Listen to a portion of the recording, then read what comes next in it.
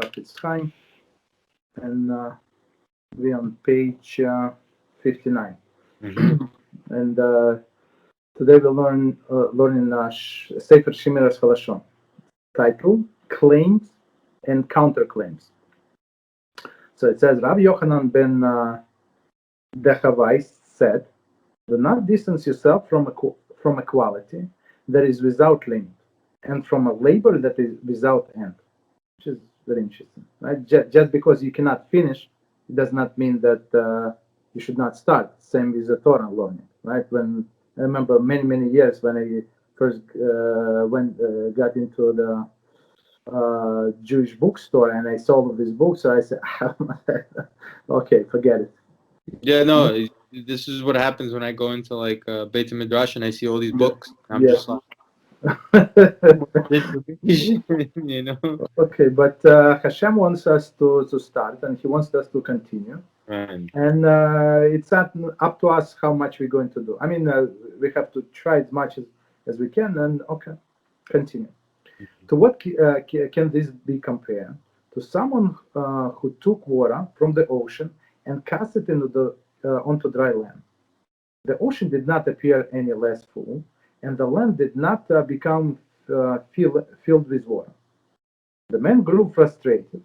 His employer said, "Foolish one, why are you upset? Each day you will receive gold coin for your work." It's from Rabbi Abbas the Rabbi Nassim. Okay. So basically, I learned this very long time ago. So I was working, and sometimes people get frustrated when boss tells them one thing, and then he said, no, that's redo it, please do it again. So many people in my office, I remember, got frustrated. I never got okay, he wants me to do this way. I mean, so I have another assignment for another week, 2 weeks, whatever. I mean, that's fine. I mean, I knew that I was being paid. Okay. Right. It So didn't matter, but it's still like, but it still like bothered you a little, right? No. I mean, doesn't matter. They tell me what to do, and they're going to pay me for it. So why would it bother me? I mean, I did it the way I thought is proper. He said it's not, and I was always lucky. I was always fortunate that I have all of these bosses that are just geniuses, brilliant. Right. You know, Okay. so I mean, okay, so it's easy. All right, so continue. The quality to which the sage refers is shmiras halashon. So shmiras halashon means watching your mouth. The evil inclination seeks to discourage us from striving to develop this quality by way of the following argument. What benefit will you have from studying the law and concept of a proper speech? Are you really capable of guarding your tongue all your life? So that's evil inclination, and many other people around us who are trying to discourage, right? So I really think that you're going to be such a holy person. Okay, I'm going to try. Right? That's supposed to be right answer. Try to avoid speaking Lashon Hara for even a day or two. And do you really think that you can avoid everything that one is forbidden to speak? Like all of the details, and in this book you're going to learn there are many details, all of the situations. In one situation, you're obligated to say, right, to step forward and say, for example, about the shidduch, somebody, or this this guy is a drug addict, right? And now maybe he's clean for I don't know 6 months, and he's getting married. He wants to get married, so he's trying to hide this fact. So you have to step forward and tell this lady, whatever she's going to do, it's not up to you, but it's not an option for you to keep quiet. Right. Yeah. Why? Or for example, for these other things, and it's about shidduch, so you must get quiet. Why they try to avoid that answer? So try to avoid speaking Shana for even a day. So basically, it's saying the lashon hara. The evil inclination is saying like why are you learning to, why are you learning all these things about Lashon Hara? Like, you think it's going to be that easy to avoid everything? Like, you're going to be dealing with people left and right. You might, like, what's the point? Like, you're going to be talking to people every day, right? Is that what it's saying pretty much? Because for me, I work in a... Who do you think you are? You're going to remember all of this and you're going to hold yourself back all the times? I remember in the beginning of my TeShuva, when I used to go to work, I didn't say a word. I didn't want to talk to anybody. I didn't want to hear from anybody. I work in a very hostile environment. Like, it's rough over there. I work in not a nice neighborhood. Okay. So for like 2-3 months, I was just listening to shores because we are allowed to listen to whatever we want in the thing. So I would listen to shores and I didn't want to talk to anybody. But after a while, you start getting less sensitive, like little by little. And now, like, because I was friends with everybody in the office, so, it's hard to, like, avoid talking to everybody for so long, so that's why, and you hear things and you respond, and I catch myself like, oh, why did I say that? It's difficult because I'm still not sure what I'm allowed to say, what I'm not saying, what I'm allowed to hear, what I'm not allowed to hear. Exactly. That's what this book is about. Yeah. And I try to tell him, and I'm like, oh, I don't want to hear it. I don't want to hear it, and I don't know. Sometimes I get curious, like, oh, I didn't hear that, like, I don't know. It's difficult. This is very difficult.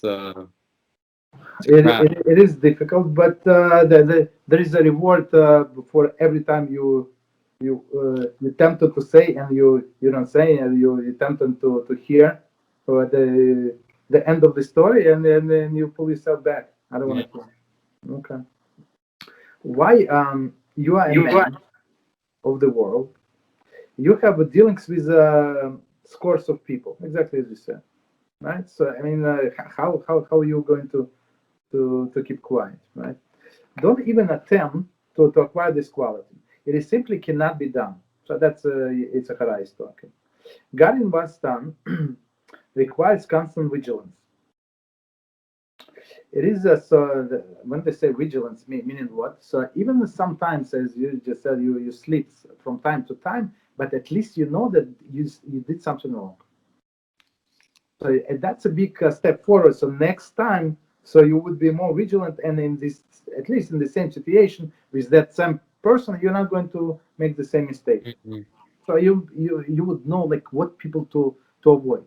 People are not so easily changed, right? So this person I have to avoid. That's it. Okay. It is relevant countless times a day.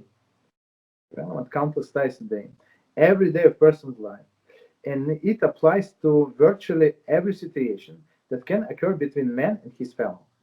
Right? I mean, that's how we communicate. We talk to each other. Rabbi Yochanan ben Hawaii teaches us that this is simply not true. One should not distance himself from this quality, which indeed is without limit, as we shall explain. Okay, so commentary. There is not a labor without end, in which the passage speaks is that of Torah study. As we said, so. Okay. Let's put a bookmark. So yes, so we're going to do half a day. It's not full day, but half a day. Okay. So let's start. So Rabbi suggested that we do Hilchot Diot. So it's page 1 second. Yeah, I've been reading the introduction before, this way. So in introduction to what? In the book that you told me to get. Yes. Okay. So we're going to skip, at least for now. Yeah. We're going to skip Hilchot Yesodei HaTorah because it's a little deeper, a little more philosophical. I mean, it's very important, but let's skip it for now. Okay, so where are we going? We're going page 252. 252. So there is no page number, but it says Hilchot Diot. Yeah. Hilchot Diot, the laws of personality development. Okay. So we start from here. There is a lot to discuss. So let me start, and then. Yeah. So it's the laws of personality development included in this text the 11 mitzvahs. So basically, all of this Mishneh Torah, it's a halacha book. It's not a suggestion. Right. So when Rambam is saying something, it is a halacha. That's what we must do. Okay. So in this Hilchot 11, right? They comprise of the following: number 1, to imitate his ways, meaning Hashem's ways. Number 2, to cling to those who know him, meaning to rabbi, to sages, to other people, righteous people. Number 3, to love others, very important. Number 4, to love converts. Number 5, not to hate one's fellow Jews. Number 6, to admonish a wrongdoer. Right. Number 7, not to shame. Number 8, not to oppress the unfortunate. Number 9, not to gossip. That's what we saw in the previous book. Number 10, not to take revenge. Number 11, not to bear grudge. These mitzvahs I explained in the following chapter. So we go to the next chapter. So basically, the way that we learn, we read from the beginning the whole halacha.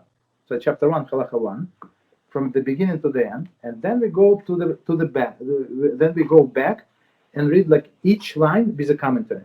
Okay. Otherwise, it does not make any sense. And sometimes, just so you know, sometimes there are like several commentaries in one sentence. So you every time we start the sentence from the beginning. So it's a continuation. Otherwise, you're going to lose the idea. Especially the first few are very long. They're very long commentary, but they're very beneficial.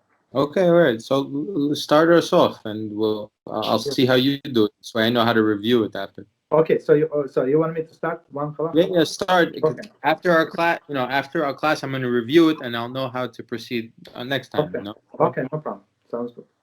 Okay, chapter 1, halacha 1. Each and every man possesses many character traits. Each trait is very different and distant from the other. One type of man is wrathful. He's constantly angry. In a contrast, there is the calm individual who is never moved to anger. Or if at all, he will be slightly angry, perhaps once during the period of several years. There is a prideful man and one who is exceptionally humble. There is a man ruled by appetites. He will never be satisfied from pursuing his desires. So appetites mean like any appetites. It's not only food, right? Yeah. And conversely, the very pure heart, who does not desire even a little that the body needs. There is a greedy man who cannot be satisfied with all the money in the world. As Keheles 5:9 states, a lover of the money never has his fill of the money. In a contrast, there is a man who puts a check on himself. He is satisfied with even a little, which is not enough for his needs. And he does not bother to pursue and attain what he lacks. There is a little miser. Oh, I'm sorry, I don't know what I say. There is a miser who torments himself with hunger, gathering his possession close to himself. Whenever he spends a penny on his own, he does it with a great pain. Conversely, there is a spendthrift who consciously wastes his entire fortune. All the other traits follow the same pattern of contrast.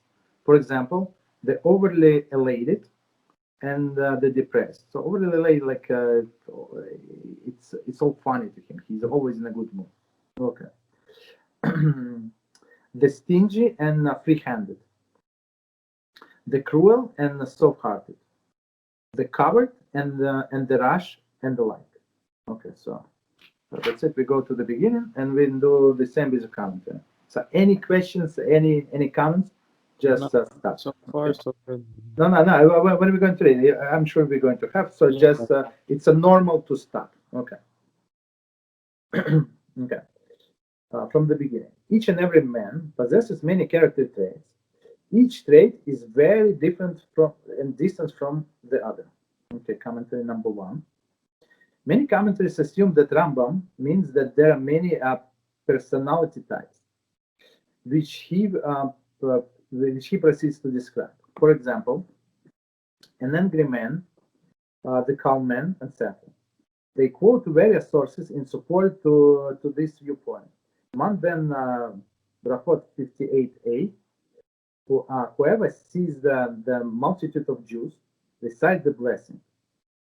Blessed is HaShem, right? The wise who knows the hidden secrets. Because just as the nature are not similar, their nature is not similar, neither their faces. So meaning when you see it, so that's the explanation. When you see so many people, so you say this blessing because they're all different. All of these faces different, and all of the characters are different. All of they're very different from each other. However, by stating that the many character traits are possessed by each and every man, so it's a little different, right?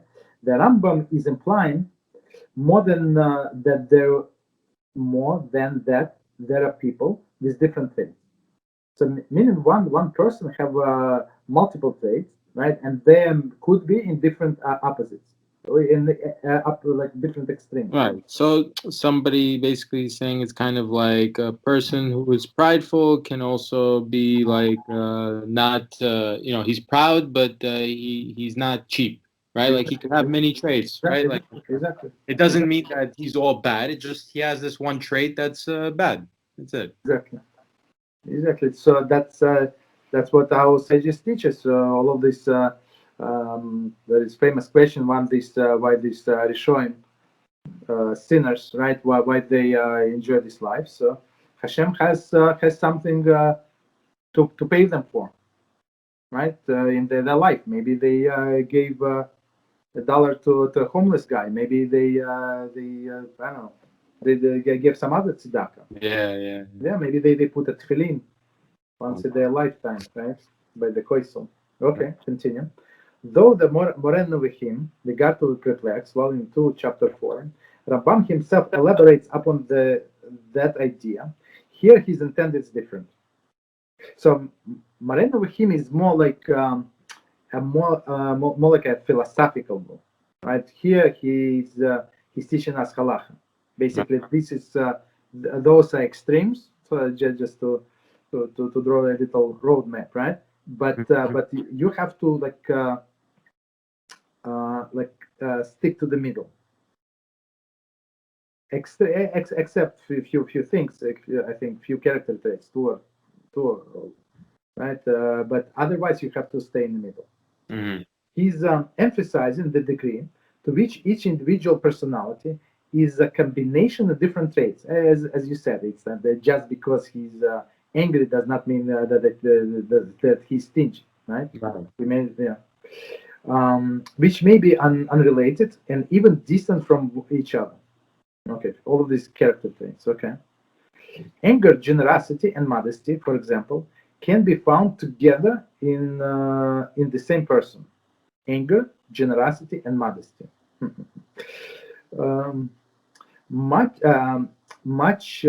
in the same way that the tenants of all sorts, unrelated to each other, can be housed in a common building. That's I think it's a genius comparison. That is a genius. Yeah.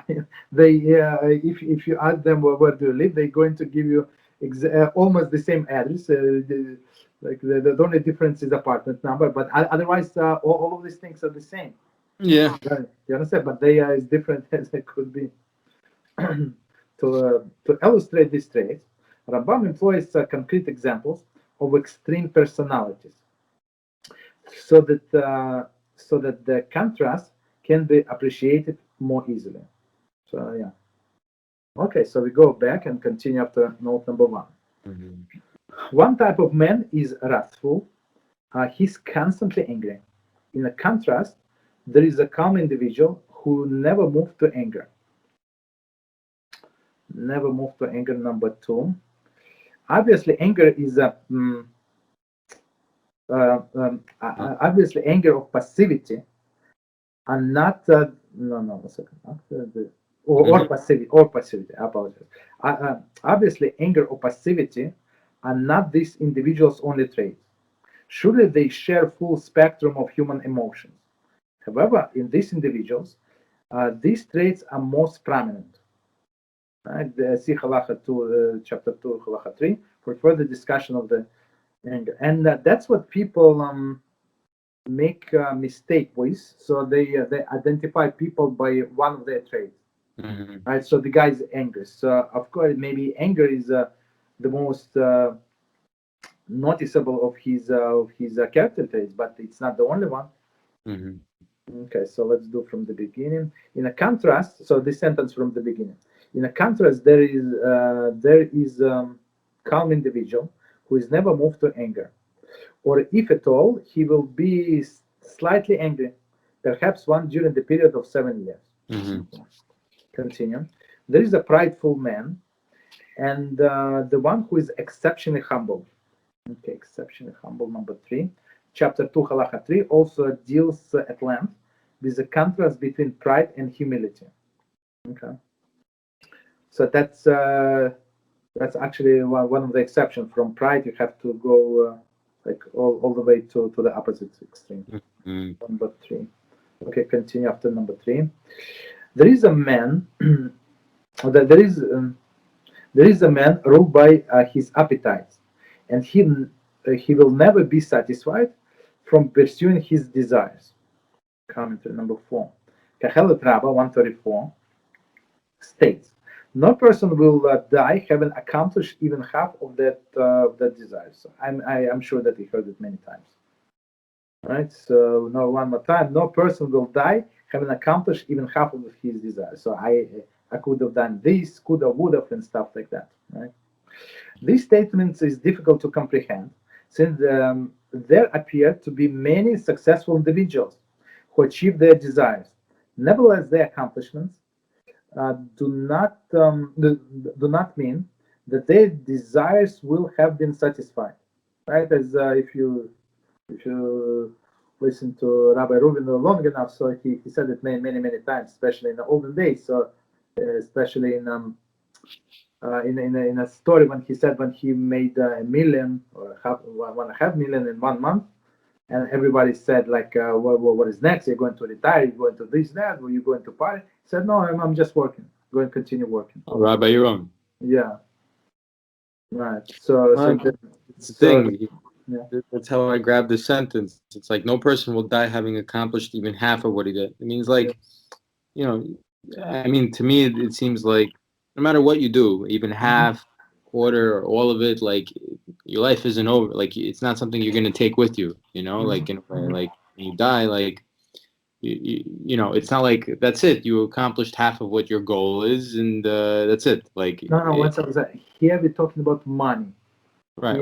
Yeah. Here we're talking about money specifically. Oh, okay. One person.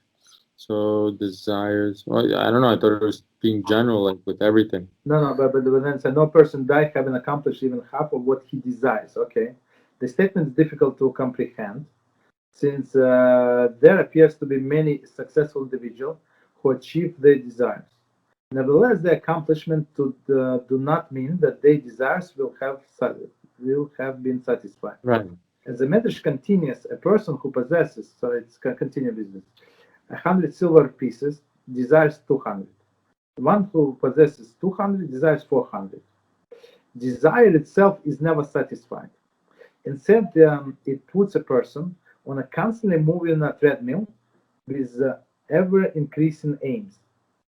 As soon as one reaches one goal, he instinctively begins to pursue it in pursuit of another. No, you're right. I apologize.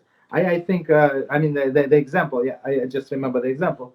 So it was about money. So about money, it's 100%, but about all other things, it's all, right? all of the ambitions, right? The way I see it is like, oh, somebody wants to get a house, a nice big house, and then what? You get the big house, then what? You want the nice cars, and then you get the nice cars, and then what? Then you get the nice wife, and then you get the nice girlfriend, and you get the nice vacation. Where does it end? It doesn't end. Yes. I look at my friend. I have a friend who, Zrat HaShem, one day I hope he does TeShuva, and I look at him, and he's very smart and successful. Like he knows how to make money, but nothing ever satisfies him. Like he'll make money here, but it's not enough. He needs to keep going. And then he'll make money there, and it's not enough. He needs to keep going. And then he needs to do this. And one tattoo is not enough. And he needs this and that. And I'm just like, where does it end? Where are you taking all that? This is after I'm thinking in my head, like where does it end? There's no end to it. But you can ask him this question also. I do. I have. He's like, oh, he's my best friend. He's a very proud person. It's very difficult to get through, He's a very big klipa. Maybe we're going to, HaShem, not maybe, for sure, we're going to learn some things that are going to help you and I to help these people. Maybe. To explain them better. Rambam goes to the core of the issue. Right? That one leads to another. Okay, so continue. It was number 4. So one more time the sentence. Where's number 4? There is a man. There is a man ruled by his appetites. He will never be satisfied from pursuing his desires. So you're right. It's not only about money. Example was about money, but it's about all appetites. Right? And conversely, they're very pure of heart. They're very pure of heart, who does not desire even little that the body needs. Okay. So commentaries say, this pair of contrasting personality types, deals with the person's appetites, which can be satisfied by sensual experience. For example, gluttony is stimulated and satisfied by taste. Okay, we know where it's coming from. What is it? I have that problem. Gluttony? Gluttony, yeah. Like, sweets especially, like I can't stop eating. Like even just one, I can't stop. Okay, I mean that's a problem of most of the people. Okay. In a contrast, the traits mentioned below, the desire of money or lack or desire or lack of desire for it do not involve the senses. So it's very interesting, because even like the way I understand, so even the person is glutton and he likes to eat meat. I don't know, whatever he likes. Okay, so he can eat one piece of meat. Okay, 2, but that's it. He cannot eat any longer, right? And maybe he would feel even sick from all this meat that he ate. But with money, it's not like that. Even you don't touch the money, you just not you, but somebody open his bank account and he sees all of this big money, thousands, right? So that's different thing. Okay, so continue. There is a greedy man who cannot be satisfied with all the money in the world. As Keheles 5:9 states, a lover of money never has his fill of money. So the one who loves money never has enough. Never. Number 7. Here the Rambam describes an example where the desire of money becomes a goal. Okay, do number 6. Wow. Thank you very much. I don't know what happened. Thank you. That's okay. That's okay. Okay. So go to the beginning then. Thank you. There is a greedy man who cannot be satisfied. Number 6. Literally, whose soul is never satisfied. Soul never satisfied. So I mean, right? Which makes sense. Like compared to the previous case where he ate whatever he ate. I mean, there is a satisfaction, right? Because the satisfaction comes from this, the body. His satisfaction should come from the soul, but it will never be. Perhaps the Rambam uses soul both here and with regard to a man ruled by his sensual appetite, because it is the desire that characterizes the man. So desire meaning that as we said, that guy is a glutton, right? So desires come from the soul, not from the body. Right? Body can be satisfied with if you eat bread, right? So you don't need to eat fancy schmancy food to feel like satiated, right? So you eat I don't know 3-4 pieces of bread and that's it. You're satiated, right? You're full. Mm-hmm. So but the soul one wants more. Soul meaning it's a harap. You think that the soul is never satisfied? It's always searching for something in a way, right? It's always If for something. if it is his trait, because as we said, the counter to this guy that even the little that he like his body needs, he does not want it. Mm-hmm. That's it. I mean, even deprive himself from a little that he should like. We're going to learn. Person have to eat like normal food. If he knows that something is not good, right, not healthy, he has to stop, right? Or something is healthy. Maybe it costs a little more. That's what he should get, Mm-hmm. right? So, uh, like in the middle of the sentence. So, because I'm going to start a little before. It's So okay. it says, because it is the desire that characterizes man, not the performance of the action as such. So desire characterizes man, not the performance as such. So basically, that's the idea here in this Hilchot Diot, how to apply your mind to change your character. A man may never indulge in his passion of food, or actually amass money, and yet be gluttonous or greedy. One more time, the sentence. Man may never indulge his passion for food, or actually amass money and yet be gluttonous or greedy.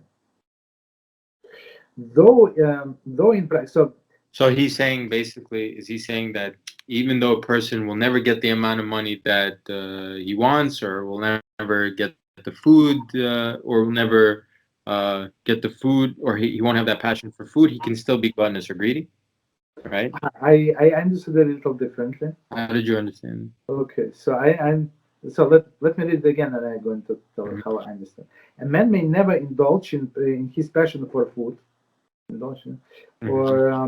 or actually amass amount of money and yet be gluttonous and greedy. So basically, at some point, like how much food he can eat, how much money. I mean, it is enough money, right?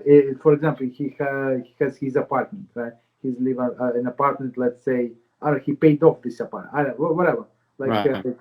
it's his. I mean, he has a little job. It's enough. It's enough. Or whatever he has everything. So on the surface, he should be satisfied. Why he's not satisfied? And so he's gluten. I mean, he ate. I mean, how much he can eat, right? Mm. You stop. So it's not. So they what the way I understand it says that it's coming from another source. This need for more, it's coming from another source. Okay. Though in practice his ability to gratify his ambitions may be limited by his external factors, the desires of his soul are nonetheless unlimited. So I mean the external factors. I mean, okay. So how many houses do you want? How much food do you need? Right. So I mean, he's satisfied. He has place to live, right? But his desires tell him, no, you have you need a bigger place. You need a huge, I don't know, be in the center of everything. Okay. So it was number 6. So let's do from the beginning. So there is a greedy man who cannot be satisfied with all the money in the world. As Koheles states, a lover of money never has his fill of money. Number 7.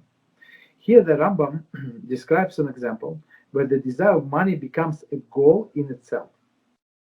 In a contrast, a man who gathers some money so that he can buy things or achieve power is not interested in money per se. Although he may be faulted for different reasons, he is not greedy for money. So you understand this? So it's some people they try to accumulate money. Period. Some people want to get more money in order to buy more things. So what the commentators say, it's not exactly the same. Okay, so continue. On the other hand, the lover of money, money itself becomes his reason, the trend. I mean, that's the only reason he wants more money. Like the stories about people like they're very rich and they live in a shady house and drive a car from 25 years ago, rusty and stuff like that. So basically, why would you do that? I mean, you can buy yourself a normal house, you can buy yourself a normal car. So if you want to be humble, that's humble me, right? But people like do overboard. So one of the reasons, not always, but one of the reasons they're greedy. They want they try to accumulate as much money as possible. Okay, continue. After number 7, in a contrast, there is a man who puts a check on himself. He is satisfied. Okay, no, let's stop here. In a contrast, there is a man who puts check on himself. Number 8. Literally, he cuts himself short. As a Kings 2, 1926 employs this similar usage of the root. I think it's kitzer or ketzer. The inhabitants and the inhabitants are broken without shorthand. With short. Exactly. Thank you. And the inhabitants are broken with shorthand. There is the weakened or useless arms. Short himself. I'm not sure what is it. So shortened mean they're like short arms. No, I guess it's like a metaphor, like you can't reach it, or you're not strong enough to get it, or they just don't work. Your arms don't work. Like you know, useless arms. Okay. And I think that's right, or broken arms, right? So he basically employs similar use of it, and the habits are broken with shortened. But what is he talking about? I'm not sure. Let me check this verse. 1926. 1 second. I'm going to get back 1 second.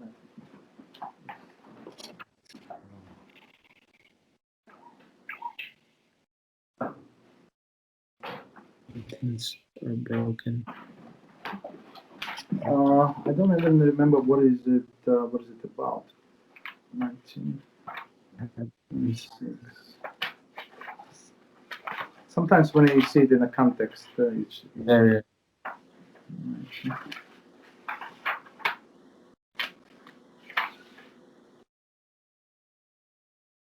okay. So it says, what is it?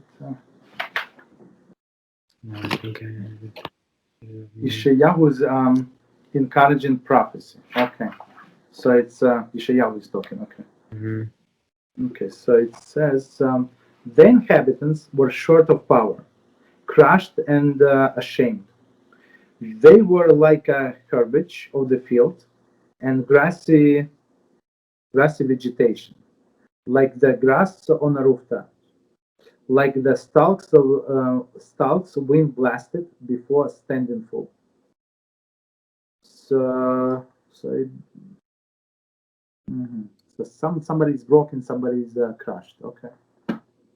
So the idea. Okay. How does it help us? Let's see. Cut himself short. Okay, so cut himself short, meaning that he abstains. That's the idea. Right. No, it's just that's what I thought. But why is he saying the inhabitants are broken? That's what I'm like. Okay, they're broken. Like meaning what? Like why are they broken? That's what I'm confused about. Like I understand that they cut themselves short. Like they don't. They stop themselves from going after their desires. What does that mean that they're broken? That's what I'm a little confused about. No, so this is actually the verse from the Kings. Oh, okay. So that's how he said why he translated this word in the same way. Because he said there is Kings. It's not his translation. So there are many commentaries that commented on Rambam. Right. And this person, the translator, just put everything together. Very convenient. Just like that. I see. So that's of course, and he incorporated the meaning of how other explain into the translation itself. That's why, and sometimes he has to explain himself why he translated like that. Okay. Okay. So one more time. In a contrast, there is a man who puts check on himself. He is satisfied with even a little, which is not enough for his needs, even not enough for his needs. And he does not bother to pursue and attain what he lacks. Number 9. This is a lazy man who will not bestir himself even for that which is necessary. In chapter 2, halacha 7, this type is described clearly as lazy and idler. So, as we said, I mean, HaShem gave us life, right? And he gave us this body, and we have to take care of the body. We have to do everything possible not to shorten our lives. You understand? Mm-hmm. This is the description too. So when he does not get even let's say the guy say, I'm going to eat only bread for whatever reason. So in bread, not enough nutrients, right, for the body to perform. I mean, Right. To survive, if you don't have a choice, that's what you must do. But otherwise, that's not proper way, right? So we call him lazy and idler. Okay. This is the description too in Rambam's introduction to Avot Shmona Parakim, chapter 4. Okay. So next sentence. There is a miser. Okay, let's see the miser number 10. In contrast to the lover of money mentioned above, the miser is not as bent on acquiring new wealth as much of hoarding the money and possessions he has. So lover of money, he's trying to make more money, right? So he can spend money. Miser does not want to spend money. That's I mean, it sounds like similar, but they're not the same. Mm-hmm. Like he's a hoarder. Like he Yeah. doesn't want to get rid of anything. Like he doesn't want to share. Exactly. Yeah, like. So, but and he's not trying to increase his fortune. You know, Right. He's just saving. He's just saving. Exactly. He's just saving, not spending. Just saving. Just completely like clogging himself with his desire. Yeah. Close. Okay. So I mean, as you said, very close, but not the same. Right. Right. I mean, the similarity that both of them love money, but Right. one love whatever he has, Right. So he's very close to whatever he has, and the other one wants more, whatever he does not have. Right. So we can say that that's the difference. Okay, continue from the beginning of the sentence. There is a miser who torments himself with hunger, gathering a possession close to himself. Okay, 11. The terminology Rambam uses emphasizes that miser need to be close to his money and possessions. Wow. Similarly, but not exactly corresponding, expression are found in the Torah, Proverbs 13:11, and the Talmud Bava Kama 88. Okay, let me see. Continuation. Okay, no continuation. Continue. Next sentence. Whenever he spends a penny on his own, and this guy miser, he does so with a great pain. Conversely, there is a spendthrift who constantly wastes the entire fortune. Okay.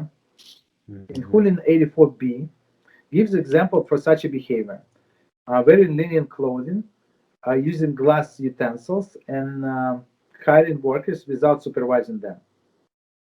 So it's wearing linen clothing. So today is not as expensive. I mean, but most people back then, yeah, it was. Yeah, but I mean it was expensive. I mean, back then, I'm sure it was expensive, right? Yeah. Back then it was very expensive. Right now it's more expensive than cotton, but maybe I don't know, maybe twice as much. So you're not going to go broke because you bought 5 linen shorts. But let's put it right. Okay. Glass utensil. Glass was very expensive, handmade, and easily breakable. So today they add all of the things into glass, right? So metals, and so it's not pure glass. There are many, it's composite. And hiring workers without supervising them. So yeah, I know exactly. One of my neighbors were doing renovation, and this guy, the contractor, would leave his workers and go to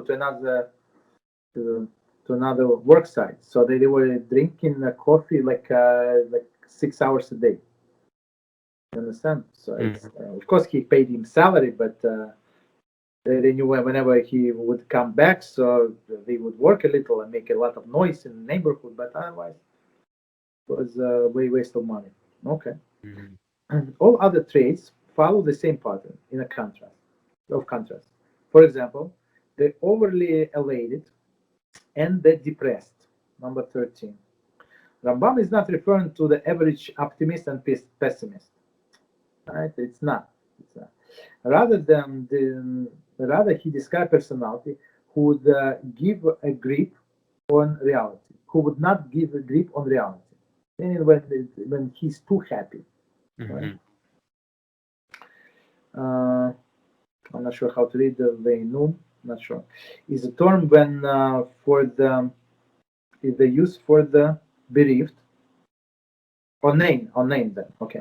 Onain is a term used for bereaved who was not yet buried. He's dead. And Mechalel, other extreme, is used by Yirmiyah 51:7, refers to the state of intoxication and delirious drunkenness. So let's try to understand this. Okay. So one is onain. So basically before lulling. So if somebody passes away, so a person have take care of the burial. So until he took care of the burial, he's exempt from many things. I think from all of the positive commandments, he's exempt. Who's until he buried his relative. Right. So because he's preoccupied with running around, finding plot and make all of this arrangement, this HaBRIT Kadisha stuff like that. So that's why he's exempt. Right? But if HaBRIT Kadisha, let's say they taken over, they say they take the body and stuff like that. So from that time he's not obligated. I mean he can do the mitzvahs. Some can do, some are not obligated. Okay.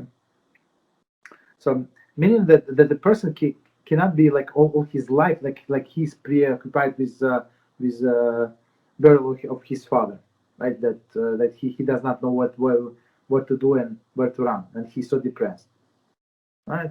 On another hand, he cannot be like all of these drunkards, right? He always happy, whatever, right? Always happy, also not good. So one more time the sentence from the beginning. All other traits follow the same pattern of the contrast. For example, the overly elated and the depressed, the stingy and free-handed. Okay, free-handed, number 14. Our translation is clearly evident from Hilchot Matnot Ainanim. So it's about poor people. 7:11. It follows that. I don't want to pronounce because I don't want to mispronounce. I represent the opposite extreme. Okay. See also Ibn Ezra Yeshayahu 32:5. The difference. Wait, Hilchot Matanyot is about poor people? Yes. Okay. No. Hilchot Matnot Aniyanim. Ani is a poor person. Yeah. Okay. It follows that. Continue.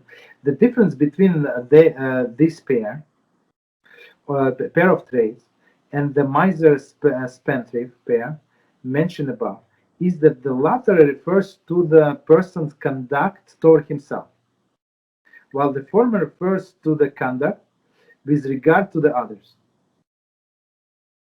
Right. So one is. So one is stingy and free hand.